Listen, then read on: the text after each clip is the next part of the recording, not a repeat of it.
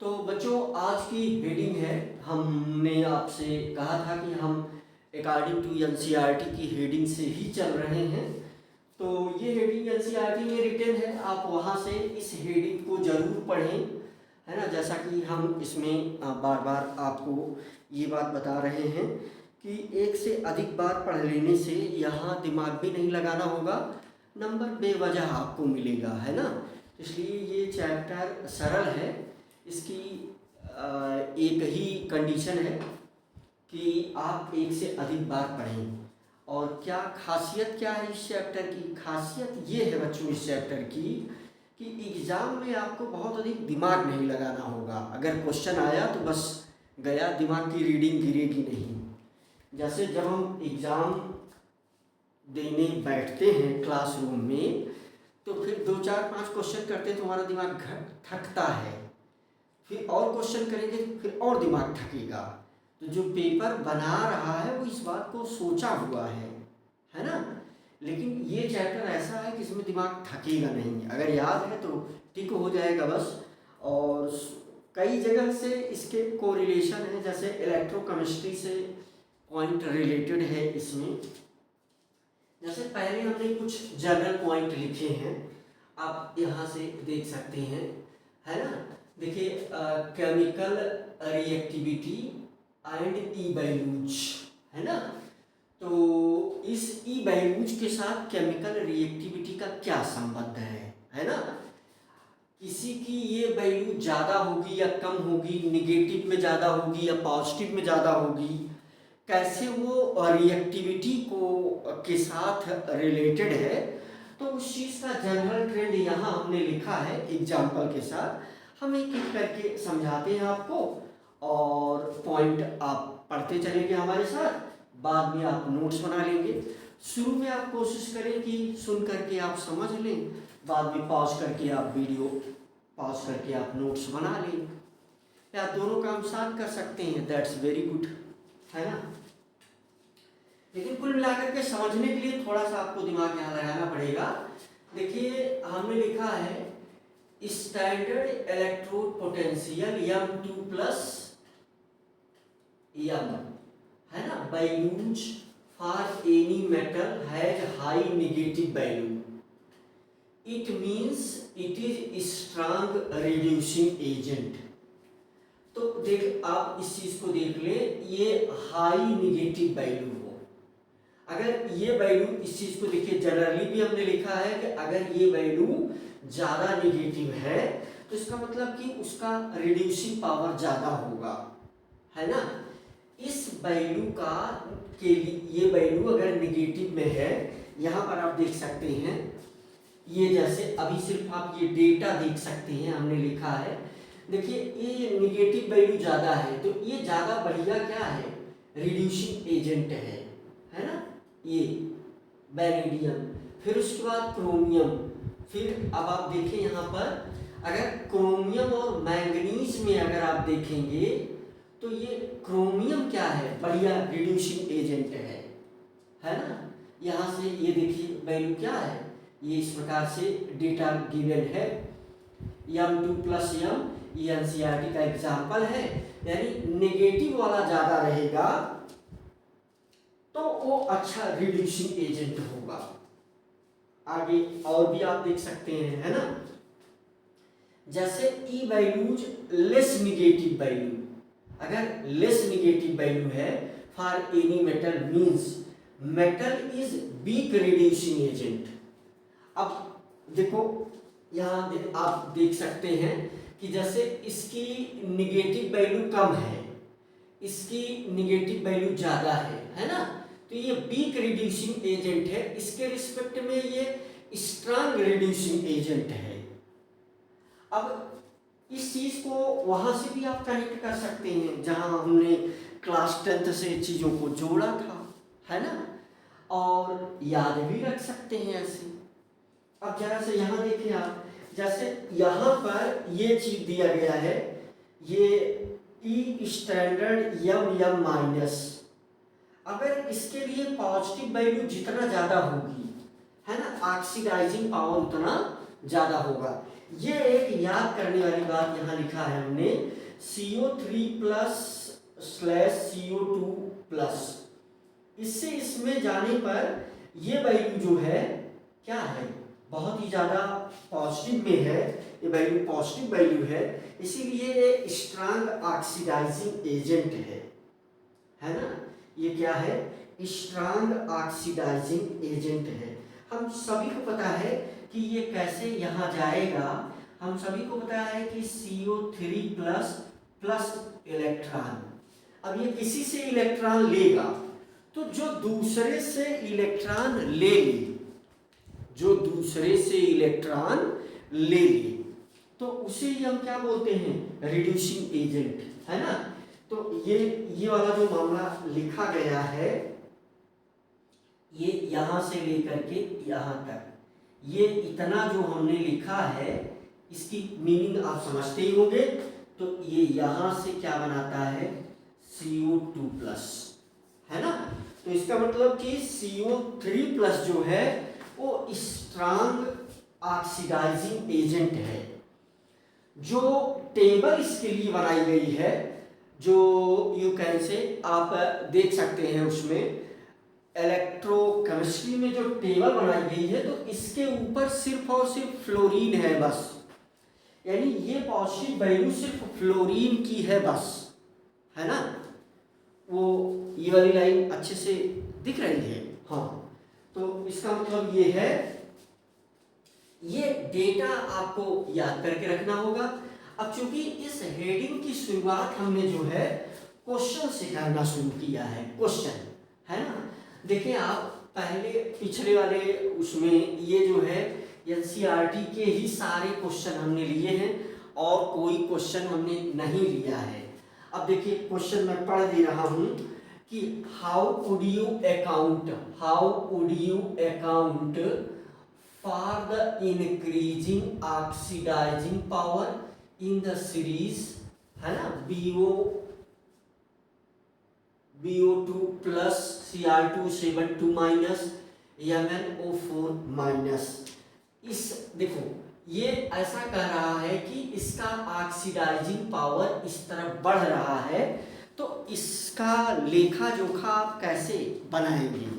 देखिए NCERT maximum question में कहती है how would you account. Account का मतलब क्या होता है, अकाउंट में होता है लेखा जोखा, है ना। उसके कौन कौन से पॉइंट हैं जो आप पेश करोगे कि ये बात सत्य है ना। वो कौन कौन से पॉइंट हैं जिससे आप पेश करोगे, वो अकाउंट का मतलब वही लेखा जोखा बनाया जाएगा। जैसे हम किसी का अकाउंट बनाते हैं तो उसने कितना लिया, कितना दिया, कितना कहाँ खर्च किया, यही तो अकाउंट है ना। तो बहुत सारे पॉइंट मिला करके उस चीज़ के लिए रीजन प्रोवाइड करते हैं, कुल मिला करके रीजन ही है। तो इसके आंसर में आप क्या बोल सकते हैं, पहले तो आप ये देख सकते हैं कि यहाँ पर पॉइंट क्या है कि Mn जो है वो +7 में है, कामा, ये पहला पॉइंट है ना। आंसर जो है 2-3 पॉइंट में अच्छे से लिख दिया जाता है। तो Mn अगर देखेंगे तो +7 में है। Cr को अगर आप टाइप देखेंगे तो ये +6 में है। और अगर आप ये B वैनेडियम को देखेंगे तो ये +5 में है ना। तो कुल मिलाकर के क्या है, मामला क्या है, ये कह रहा है how would you account for the increasing oxidizing power. किसका ऑक्सीडाइजिंग पावर सबसे ज्यादा है ना। किसका ऑक्सीडाइजिंग पावर सबसे ज्यादा है, उसने ऑर्डर भी दे दिया है कि इसका ऑक्सीडाइजिंग पावर सबसे ज्यादा है। आप क्या कहेंगे इस विषय में। तो पहली बात मैं ये कहूँगा कि Mn जो है इसमें +7 में है ना। तो इसका मतलब कि ये कहीं से इलेक्ट्रॉन को ज़्यादा चाहेगा।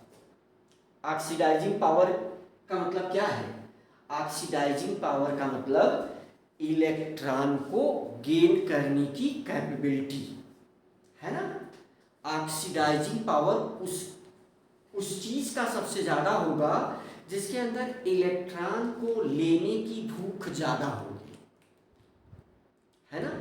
तो ये Mn जो है वो +7 में है, Cr जो है वो +6 में है, V जो है वो +5 में है। तो यहाँ +7 है, इसका मतलब इस पर ज्यादा यूनिट चार्ज है, यूनिट चार्ज, है ना। यूनिट चार्ज का ऑर्डर यही है ना। तो ये इस पर ज्यादा पॉजिटिव चार्ज है, तो ये इलेक्ट्रॉन को ज्यादा लेना चाहेगा, है ना। एक चीज ये दिख रहा है। और यहाँ पर अगर हम लोग स्टेबिलिटी का ऑर्डर देखेंगे, है ना, तो एक पॉइंट ये है इसमें वैलिड कि ये Mn2+, ये किस में जाएगा 2+ में क्या रहेगा, Mn2+ में क्या रहेगा, Mn2+ में ये D5 रहेगा। और Cr3+, ये किस में जाना चाहेगा, Cr3+। तो Cr3+ किस में रहेगा, Cr3+ D8 में रहेगा, T2G का मामला बनेगा, है ना। यहां से भी अगर आप देखेंगे तो B, है ना, स्कैंडियम, टाइटेनियम और वैनेडियम, ये 2+ में जाने की कोशिश करेगा, है ना। तो ऐसा ये जो है ये इसमें जाने की कोशिश करेगा, ये इसमें जाने की कोशिश करेगा, ये इसमें जाने की कोशिश करेगा।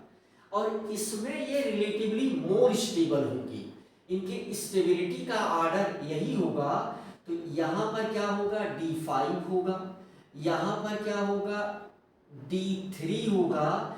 लेकिन ये वाला मामला क्या सेट करेगा, T2G3 को सेट करेगा। और B2+ में भी क्या होगा, D3 होगा। स्कैंडियम D1 है, टाइटेनियम D2 है, वैनेडियम D3 है। और यहाँ भी ये वाला मामला क्या होगा, T2G3 होगा, है ना। तो ये half field more stable, half field more stable, half field more stable. तो ये इतना अगर आप लिख दे रहे हैं तो ये आंसर सफिशिएंट है। 2 मार्क का इसमें आपको अगर 2 मार्क में भी पूछा गया है तो ये इतना आंसर इसमें सफिशिएंट है। अगर आप देखेंगे तो ये इतना आंसर इसमें क्या है, सफिशिएंट है, ठीक है। अब आगे बढ़ते हैं हम लोग, यहाँ से ध्यान देते हैं। ये कह रहा है how would you account for the irregular variation of ionization enthalpies of first and second in the first series of the transition element.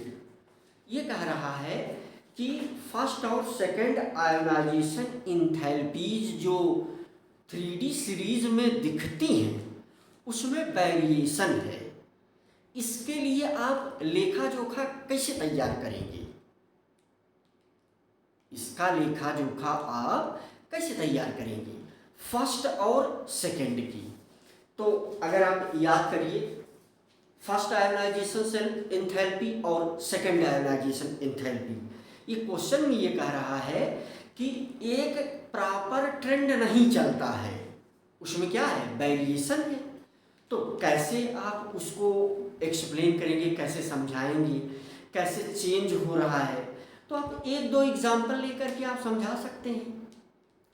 जैसे अगर हम फर्स्ट की कहानी को लिखना चाहेंगे आयोनाइजेशन एंथैल्पी में, तो देखिए इसमें हम एग्जाम्पल ज़्यादा से ज़्यादा मुख से बोल रहे हैं और ज़्यादा से ज़्यादा आपको उसे ध्यान में देना पड़ेगा, फिर बाद में शार्ट में करके हम यहाँ लिख देंगे, है ना।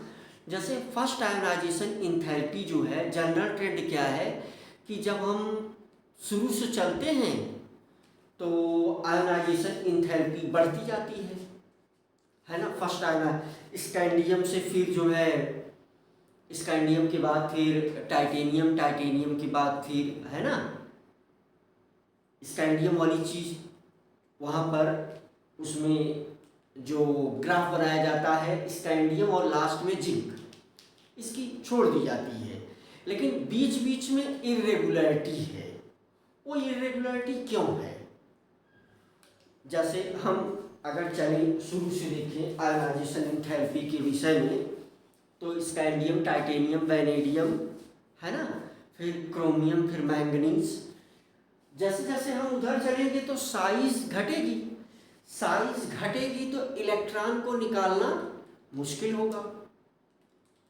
साइज को घटेगी तो इलेक्ट्रॉन को निकालना मुश्किल होगा।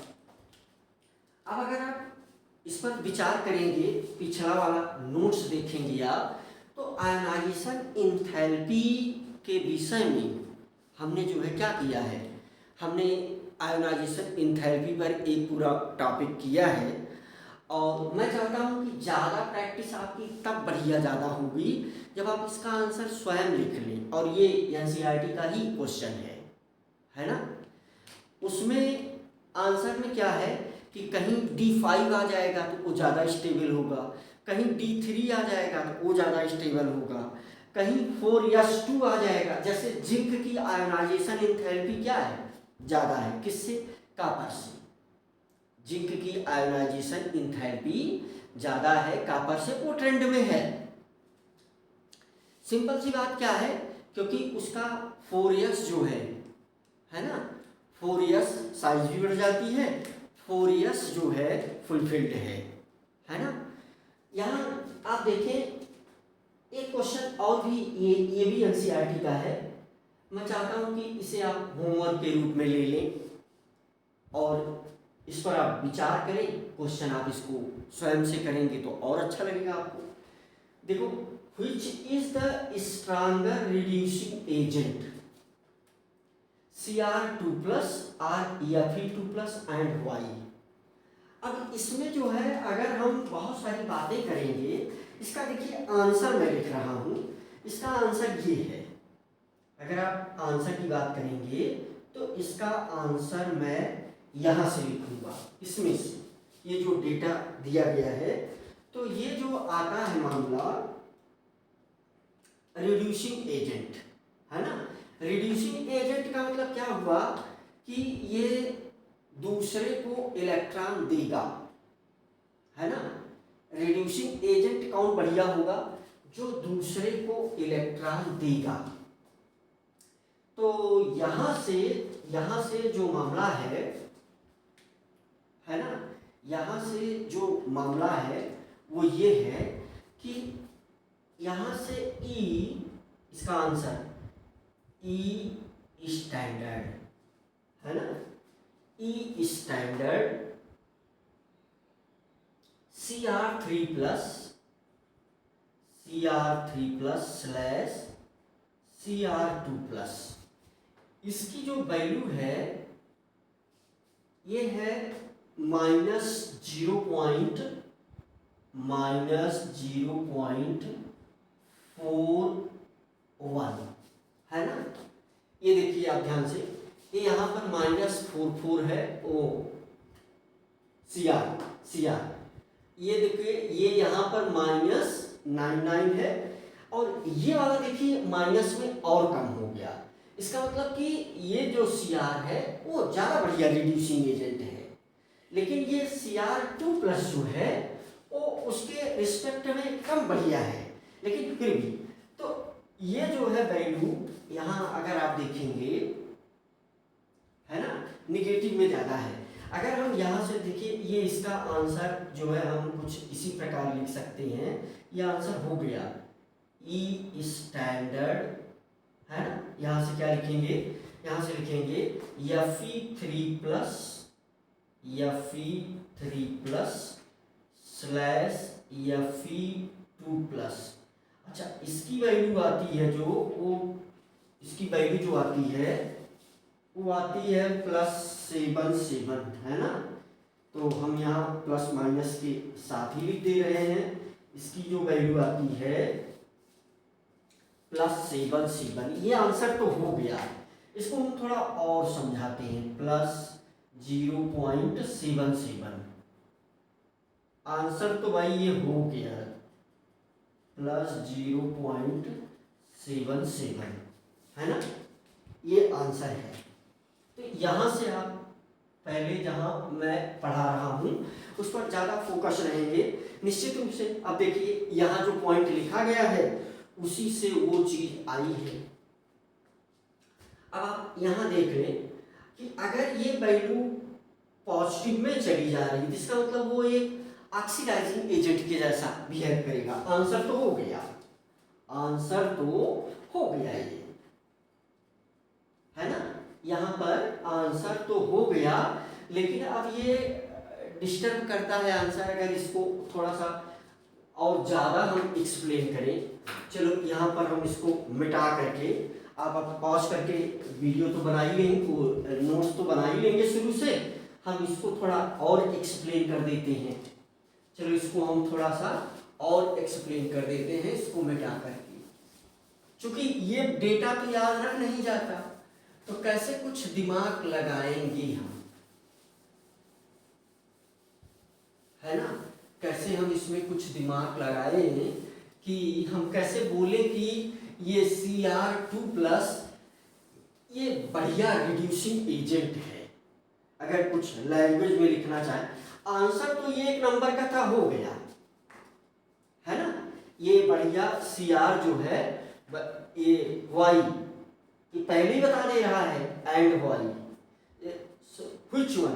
तो यहाँ से आंसर में नीचे क्या लिखेंगे, देखिए ये इस लाइन के नीचे लिखेंगे आप Cr2+ is stronger reducing agent.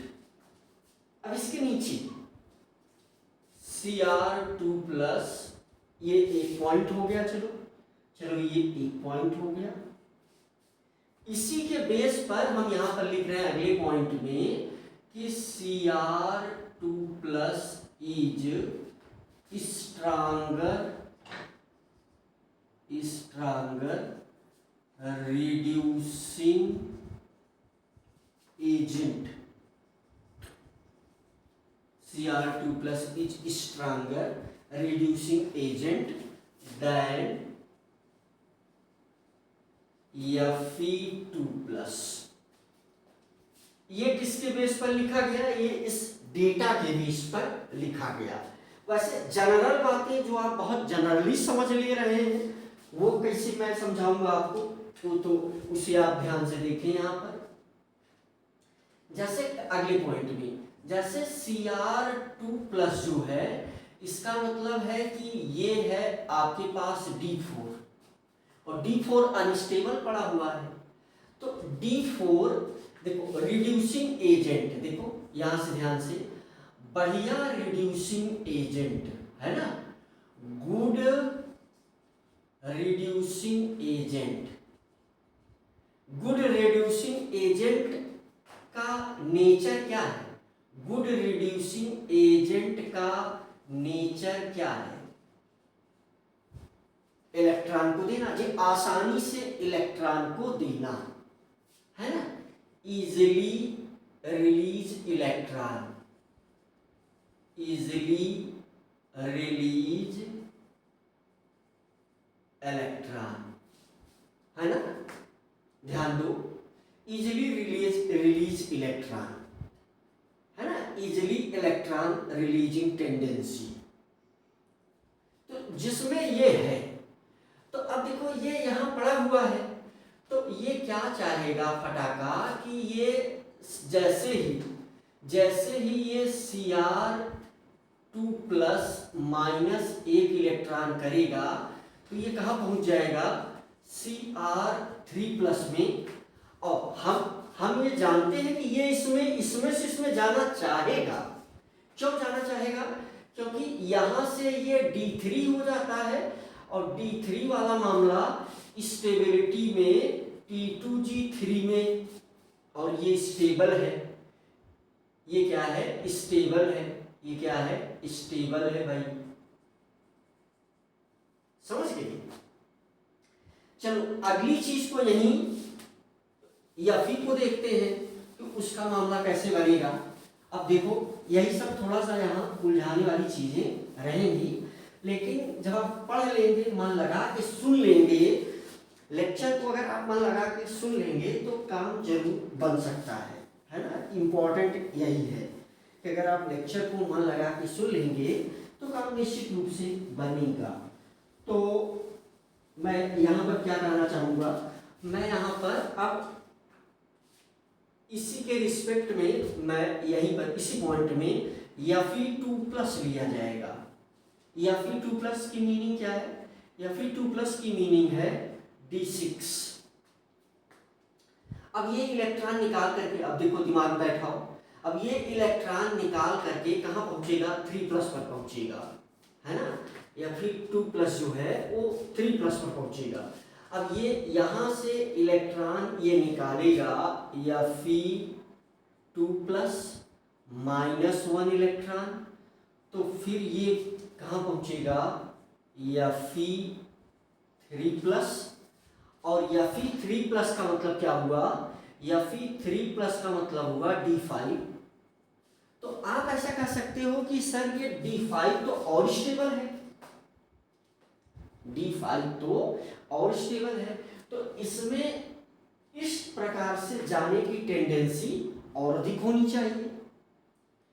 देखो इसी वजह से ये डेटा जो है इंपॉर्टेंट हो जाता है, क्योंकि अब ध्यान दो, मैं ऐसा कह रहा हूं कि Cr2+ से Cr3+ में जाने की टेंडेंसी इसकी ज़्यादा है, इसकी तुलना में Fe2+ से Fe3+ में ये जाए, ये Fe2+ से Fe3+ में जाएगा, इसकी टेंडेंसी क्या है? कम है, इसकी टेंडेंसी ज़्यादा है। आप यहाँ ये बात बोल सकते हैं कि सर ये तो ज़्यादा स्टेबल में जा रहा है, जबकि यहाँ तो ये D3 में जा रहा है, इसका ज़्यादा होना चाहिए था ये टेंडेंसी, लेकिन फिर इसकी ज़्यादा क्यों है? देखो यहाँ से जेड इफेक्टिव बहुत ज़्यादा इंक्रीज कर जाता है, यहाँ से जेड इफेक्टिव बहुत ज़्यादा इंक्रीज कर जाता है, साइज फैक्टर यहाँ काम करने लग रहा है, यहाँ पर साइज फैक्टर काम करने लग रहा है। तो साइज में जब इलेक्ट्रॉन न्यूक्लियस से नजदीक है, यहाँ इलेक्ट्रॉन न्यूक्लियस से दूर है थोड़ा सा, यहाँ इलेक्ट्रॉन न्यूक्लियस से क्या है? नजदीक है, यानी साइज फैक्टर। अब साइज फैक्टर को कैसे मैं समझाऊं? साइज फैक्टर को कैसे समझाऊं, कैसे उसको डील करूं? क्या इतनी सारी चीजें आप एग्जाम में लिखने का मौका मिलेगा? क्या इतना समझाना आवश्यक है? नहीं, इतना समझाना आवश्यक नहीं है। हाँ, खुद क्या इतना समझना आवश्यक है? हाँ, खुद तो इतना समझना आवश्यक है, या इससे ज़्यादा भी समझना आवश्यक है। इसीलिए ये वैल्यू इंपॉर्टेंट हो जाती है ना। देखो साइज फैक्टर को मैं कैसे समझा रहा हूँ, उस चीज़ को आप यहाँ दिमाग लगा सकते हैं। अब दोनों बातें D5, अब इसी चीज़ से रिलेटेड इन दोनों का यहाँ मैं समझ ले रहा हूँ। तो कैसे पॉइंट किया जाए?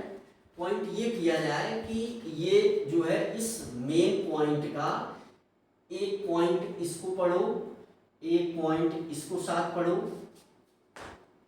अच्छा, दोनों चीज़ों में कर दे रहा हूँ, दोनों साथ साथ में। जैसे देखो Cr2+,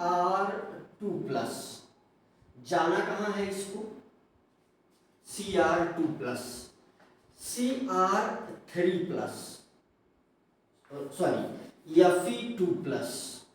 Fe2+, मैं साइज फैक्टर को क्लियर कर रहा हूं, दिमाग लगाइए आप। देखो अगर हम साइज की बात करेंगे, अगर हम बात करेंगे साइज की, साइज तो इसकी साइज काफी ज्यादा होगी इससे। कैसे कैसे कैसे? जेड इफेक्टिव जो है यहाँ बहुत ज्यादा होगा, है ना। यहाँ 24 प्रोटॉन है, देखो यहाँ पर 24 प्रोटॉन है, और यहाँ अगर देखोगे तो D4 4 इलेक्ट्रॉन है। ध्यान दो, यहाँ पर क्या है? 4 इलेक्ट्रॉन है, 4 इलेक्ट्रॉन है, दो फैक्टर। यहाँ देखो साइज तो इसकी ज्यादा है, यानी ये इलेक्ट्रॉन इस 24 प्रोटॉन से दूर है। यहाँ आओ, यहाँ पर अगर आप देखोगे तो कितना 26 प्रोटॉन है और बाहर कितना है 6 इलेक्ट्रॉन है इस सिचुएशन में। अब देखो साइज यहाँ मैटर करने लगा। अब ये आसानी से इलेक्ट्रॉन नहीं छोड़ेगा, जबकि ये इलेक्ट्रॉन छोड़ दे रहा है। देखो 26 प्रोटॉन और 6 इलेक्ट्रॉन। अब यहां पर ये वाला फैक्टर D5 वाला फैक्टर इररिलेवेंट हो जा रहा है। अच्छा देखो यहां से, जैसे इसके लिए जो निगेटिव वैल्यू यहां दी गई, अब ऐसे ही सब चीज के विषय में सोचना है। इसके लिए जो निगेटिव वैल्यू ये दी गई, आप यहां से देख सकते हैं E है ना, E standard Cr3+, E standard Cr3+ to what, where Cr2+, Cr2+ है ना। ये इसके लिए ये वैल्यू क्या है, निगेटिव है ना। ये वैल्यू क्या है, निगेटिव है, निगेटिव दी गई। और यहां पर अगर हम देखेंगे ये वैल्यू निगेटिव दी गई, और अगर हम यहां पर देखेंगे तो इसके लिए ये वैल्यू पॉजिटिव दी गई है। यहां पर अगर आप देखेंगे तो ये वैल्यू पॉजिटिव दी गई है। देखो E स्टैंडर्ड फिर क्या Fe3+। अब अभी यहां पर देखोगे तो ये माइनस में था, साइज फैक्टर ऐसे वर्क कर रहा है ना। Fe3+, ये वैल्यू किसमें है, ये वैल्यू है निगेटिव में। और Fe3+ से कहां जा रहा है, Fe2+ में जा रहा है। और ये वैल्यू किसमें दी गई है, पॉजिटिव में, है ना। Fe3+ से तो Fe2+ में चला जाएगा। इसका मतलब +2 में ये रहना ज्यादा आवश्यक समझ रहा है ना। इसके इसी चीज को अगर हम अपोजिट कर दें, अब जरा विचार करो, यानी अगर हम वो वाली ΔG वाले यहाँ पर अगर हम उसको रिलेट करें, किसको, यहाँ पर अगर हम उसको रिलेट करें थर्मोडायनेमिक्स को, तो हम क्या कहेंगे कि यहाँ से जो G की वैल्यू से है ना, यहाँ से जो क्या आएगी ΔG की वैल्यू जो आएगी, यहाँ से हम निकालेंगे ΔG। तो ΔG चूंकि ये निगेटिव है तो ΔG यहाँ से पॉजिटिव आएगा, ΔG यहाँ से पॉजिटिव आएगा। यानी ध्यान दो, Cr3+ से Cr2+ में नहीं आना चाहता। ये पॉजिटिव आने का क्या सेंस हुआ कि Cr3+ से Cr2+ में ये नहीं आना चाहता है। और इसके लिए जब आप कैलकुलेट करोगे उस फार्मूले को, ध्यान दो, इसके लिए जब आप कैलकुलेट करोगे तो ΔG की वैल्यू कहाँ आएगी, निगेटिव में आएगी। फार्मूला बीच में मैं लिख रहा हूँ, फार्मूला मैं बीच में लिख रहा हूँ यहाँ पर, ध्यान दो। क्या था formula, ΔG is equal to -NE, है ना, यही था ना, -NE फार्मूला लिखा था। ΔG is equal to -NEE,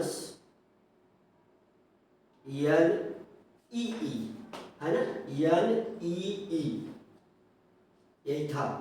ΔG is equal to -NEE।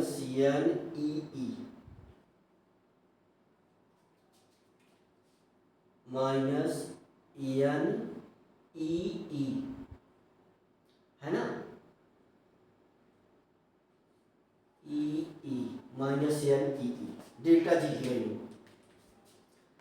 तो देखो ई यही है, ई वाला क्या है, यही है,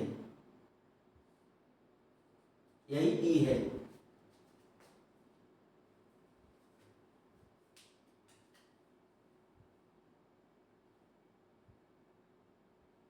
तो यहां पर आप आराम से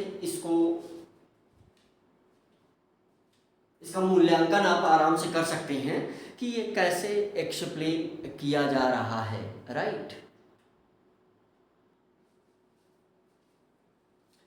तो इस प्रकार से जो है, देखो अब ये सारी चीजें एग्जाम में नहीं लिखी जाती, बस इतना लिख करके काम चला लिया जाता है यानी। लेकिन अब ये सब अगर दिमाग में बैठ रहा है, जैसे कि फार्मूला हमने यहाँ आपको समझने के लिए लिखा है ना, delta G is equal to minus N F E, है ना, एन एफ या एन ई, ये अमाउंट ऑफ चार्ज ही तो है।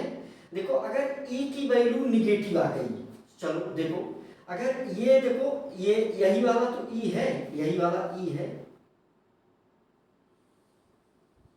यही वाला है ये। अब अगर देखो ध्यान से, अगर ये निगेटिव आ गया, ध्यान दो, अगर ये निगेटिव, इसका मतलब ये डेल्टा जी का क्या हो गया, पॉजिटिव। अगर ये इसका मतलब कि ध्यान दो, अगर ये निगेटिव हो गया इसका मतलब ये तो इसमें चला जाएगा, देखो ध्यान से, ये इसमें चला जाएगा लेकिन ये इसमें नहीं जाएगा। इसका मतलब क्या हुआ, देखो या फिर 3 प्लस या फिर 2 प्लस में चला जाएगा, इसका मतलब क्या हुआ कि या फिर 3 प्लस में नहीं रहना चाहता, और या फिर 3 प्लस में नहीं रहना चाहता, किस में रहना चाहता है, देखो ये इसमें आराम से, इसका मतलब या फिर 2 प्लस में ही रहना चाहता है वो जो है किसी को इलेक्ट्रॉन देना नहीं चाहता है। यहां ये क्या है, इसको हमें ले जाना पड़ेगा, है ना, ये जो है आराम से इसमें चला जाएगा, इसको जो है हमें ले जाना पड़ेगा। इसका मतलब कि ये इसी में रहना चाहता है Cr3 प्लस में, और Cr3 प्लस में रहेगा तो इसका मतलब कि ये इलेक्ट्रॉन दे देगा आराम से, लेकिन ये Fe2 प्लस में रहेगा तो इलेक्ट्रॉन नहीं देगा। ये इसका एक्सप्लेनेशन है। चलो लेक्चर को समराइज कर देते हैं। ये भैया इस क्वेश्चन का पूरा डिटेल आंसर है, अब कनेक्ट कर पाओ अगर दिमाग में तो बहुत अच्छी बात है। चलो हम आगे बढ़ेंगे। ये क्वेश्चन देखो एक एनसीईआरटी में गिवन है और कितना मजेदार इसका आंसर है ना। देखो यहाँ पर, यहाँ ध्यान दो, तो यहाँ पर जो है इसका क्वेश्चन, और एक क्वेश्चन यहाँ देख लो, Why is the highest oxidation state of a metal exhibited in its oxide or fluoride only? इसका आंसर क्या होगा। क्वेश्चन ये किया जा रहा है कि ज्यादा ऑक्साइड के स्टेट में ऑक्सीजन और फ्लोरीन ही क्यों रहता है, जबकि निगेटिव तो और बहुत सारे एलिमेंट हैं, जैसे सल्फर को ले लो वो भी निगेटिव में है, क्लोरीन को ले लो वो भी नेगेटिव में है, ब्रोमीन को ले लो वो भी नेगेटिव में है ना। इलेक्ट्रोनेगेटिविटी क्लोरीन ब्रोमीन की भी है ना। इलेक्ट्रोनेगेटिविटी सल्फर की भी है ना। तो फिर लेकिन अगर किसी एलिमेंट का ऑक्सीडेशन नंबर बहुत ज़्यादा दिखाना है तो फिर उसके लिए ऑक्सीजन ही आवश्यक है, फ्लोरीन ही आवश्यक है। क्यों, तो यहाँ दो चीज है, साइज फैक्टर और इलेक्ट्रोनेगेटिविटी, यानी 3 पॉइंट हम आंसर में अगर इसके लिख दें कि इसका आंसर, देखो आंसर क्या लिखा जा रहा है, आंसर क्या है, साइज ऑफ फ्लोरीन बहुत कम है, वेरी लेस, फ्लोरीन की साइज बहुत कम है, इसलिए ये ज़्यादा एटम सराउंड कर जाएगा। इलेक्ट्रोनिगेटिविटी फ्लोरीन और ऑक्सीजन की बहुत ज़्यादा है। फ्लोरीन, ऑक्सीजन एंड फ्लोरीन दोनों की इलेक्ट्रोनिगेटिविटी ज़्यादा है। देखो रीजन लिखे जा रहे हैं, ये पहला रीजन, ये दूसरा रीजन, तीसरा रीजन क्या है? देखो पहला रीजन, पॉइंट बना देंगे, पहला रीजन, दूसरा रीजन, ये है ऑक्सीजन। ऑक्सीजन और फ्लोरीन की इलेक्ट्रोनिगेटिविटी काफ़ी ज़्यादा है, और फ्लोरीन से ऑक्सीजन से ज़्यादा होता है। ऑक्सीजन की टेंडेंसी ज़्यादा है। ऑक्सीजन जो है डबल बॉन्ड बनाने में कैपेबल है। Oxygen is capable to form double bond, double bond. अगर हम देखें तो हाई ऑक्सीडेशन स्टेट में ले जाने की टेंडेंसी ऑक्सीजन की ज्यादा है एफ से। ये इतने पॉइंट वहीं लिख दिए। अब इसकी मीनिंग आपको समझ में आना चाहिए। ये एक पॉइंट है, ये दूसरा पॉइंट है, ये तीसरा पॉइंट है, और ये जो है चौथा पॉइंट है। ये 4 पॉइंट में आंसर दिया गया, क्योंकि ऑक्सीजन डबल बॉन्ड बनाता है ना। अच्छा, लैटिस एनर्जी काफी ज्यादा होगी। फ्लोरीन के साथ जो कंपाउंड बनेगा उसकी लैटिस एनर्जी काफी ज्यादा होगी। ये अगर पॉइंट मैं लिखूं कि लैटिस फ्लोरीन के साथ विथ फ्लोरीन लैटिस एनर्जी ये बहुत ज्यादा होगी। ये सब रीजन है उस क्वेश्चन के। अगला क्वेश्चन मैंने जानबूझ करके लिख दिया है। तुम देखो इस क्वेश्चन को, यहां से देखने का प्रयास करो। कहां से? यहां से देखने का प्रयास करो। अब इसके नीचे, इसके ऊपर तो हमने वो आंसर लिख दिया है सर।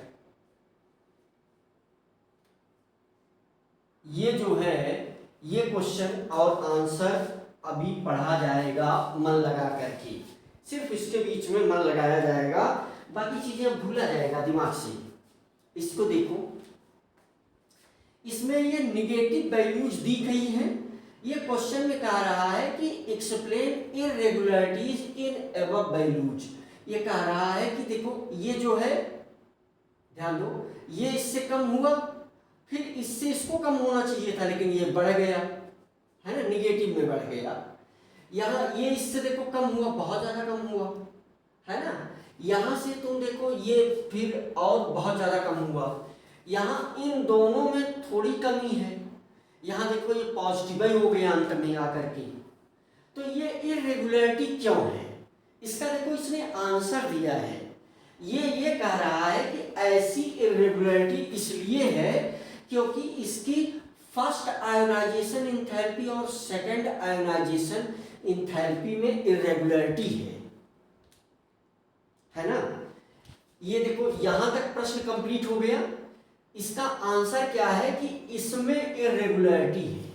बस अगर ये इतना आंसर लिखने के बजाय यही एरो लगा करके लिख दो, due to irregularities in the sum of, अच्छा वही चीज लिखा भी गया है, ड्यू टू इररेगुलर वेरिएशन, है ना, है ना, irregular variation of ionization enthalpies first and second, and also the sublimation enthalpies which are relatively much less for Mn and B। ये आंसर किसमें लिखा गया है? एनसीईआरटी में लिखा गया है। मैंने जानबूझ करके वो आंसर लिखा है, ठीक है। आगे देखो चलो, तो ये पॉइंट अब कुछ याद करने वाले हैं कि ये वाला पॉइंट याद करने वाला है। यहाँ से आपको एक है ना, 1 2 3 4 5 पॉइंट हैं वो याद करने वाले हैं।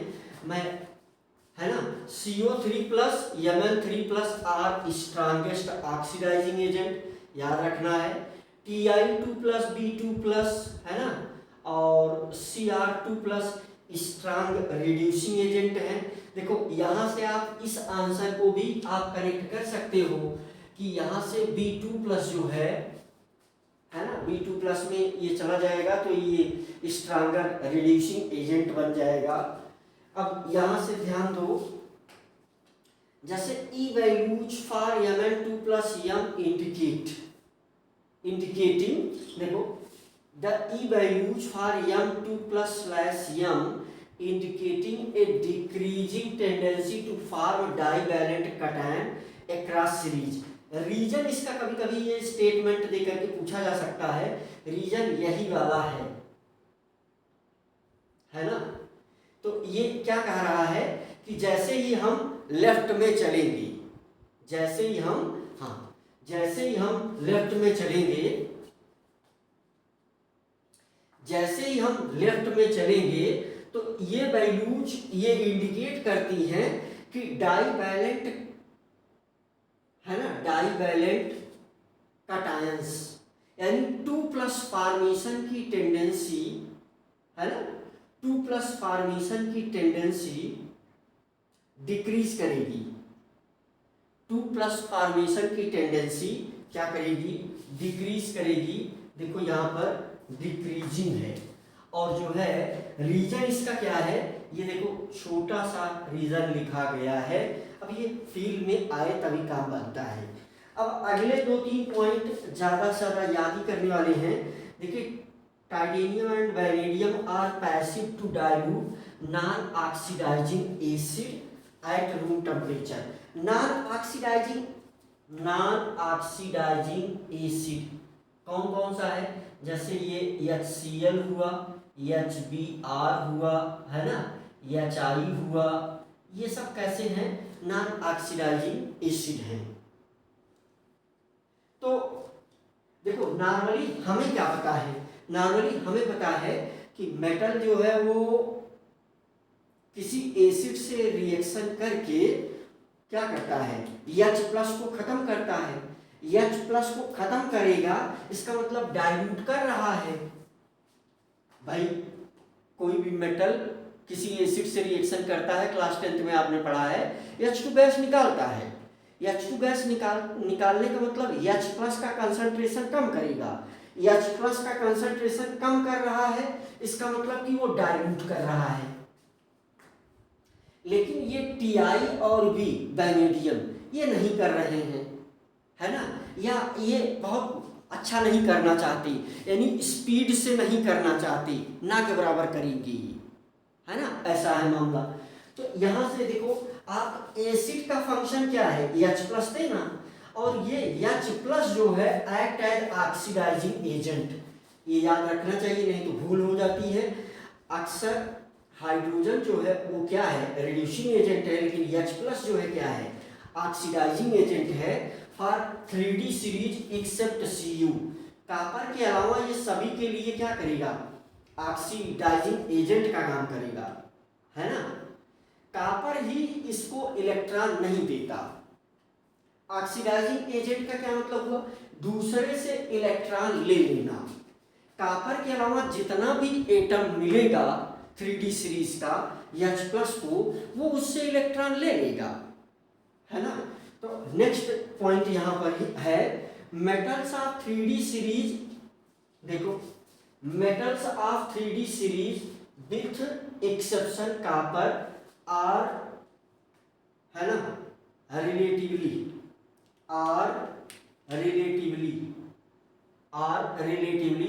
more reactive and are oxidized by 1m H+। 1m H+ का क्या मतलब हुआ, अगर किसी भी एसिड में H+ का कंसंट्रेशन 1 मोलर है, 1m H+ का क्या मतलब हुआ, यहाँ आप समझ लें, यहाँ पर आप समझ लें 1m H+ का क्या मतलब हुआ, एक ऐसा एसिड है जिसमें H+ का कंसंट्रेशन 1 मोल पर लीटर है। भाई कंसंट्रेशन बढ़ाने से रिएक्टिविटी क्या करती है, बढ़ती है। कंसंट्रेशन अगर हम बढ़ाएंगे तो रिएक्टिविटी क्या करेगी, बढ़ेगी। उसी वजह से यहाँ कभी रिलेट करके प्रश्न पूछ सकता है, रेट में भी स्लो, रेट में स्लो, रेट कभी कभी स्लो हो सकता है, जैसा कि यहाँ आपने देखा टीआई और वैनेडियम के केस में, है ना। तो कुल मिलाकर के ये एक हेडिंग पर हमने डिटेल डिस्कशन किया और चीज़ों को कनेक्ट करने का प्रयास किया। कल हमने जरूर ये कहा था कि उस कल वाले लेक्चर के बाद चीज़ें बहुत ही ज़्यादा सरल हो जाएंगी। निश्चित रूप से ये एक लेक्चर और एक हेडिंग और थी कि जिसमें थोड़ा सा कोरिलेशन करना पड़ेगा। इसके बाद तो 3-4 हेडिंग फटाफट है जो छोटी छोटी, जिसको कि हम शार्ट में कल ही डिस्कस कर देंगे। तो वो यानी कुल मिलाकर के बस वही हेडिंग खत्म हुई तो 2 कंपाउंड और फिर डी एंड एफ ब्लॉक की जनरल बात, सॉरी एफ ब्लॉक की जनरल बातें। एफ ब्लॉक जो है, एफ ब्लॉक में सिर्फ जनरल बातें हैं, तो एफ ब्लॉक पूरा एफ ब्लॉक एक ही लेक्चर में संभव है। तो इसलिए अब आप ये मान करके चले कि बहुत जल्द ही ये चैप्टर समाप्त हो जाएगा। थोड़ा सा इसमें आप कोरिलेट कर सकते हैं, सारी चीज़ें मुझे लग रहा है कि प्रॉपरली आपको दिख रही हैं, इसीलिए कैमरे को थोड़ा सा आगे पीछे कर रहा हूँ क्योंकि मुझे लगा कि नीचे वाली चीज़ें थोड़ा सा कम दिख रही हैं। ठीक है, तो 1mH+ से क्या सेंस निकल रहा है कि कभी कभी हो सकता है कंसंट्रेशन और रेट वगैरह की बात कर ली, जैसे 2mH+ ले लेगा तो ज़्यादा तेज़ी से रिएक्शन होगा, 3mH+ ले लेगा तो और तेज़ी से रिएक्शन होगा, लेकिन 0.5mH+ ले लेगा तो रेट ऑफ रिएक्शन घटेगा, रेट में स्लो। तो ये ऐसा कभी संयोग बन सकता है इस प्रकार के क्वेश्चन का, राइट।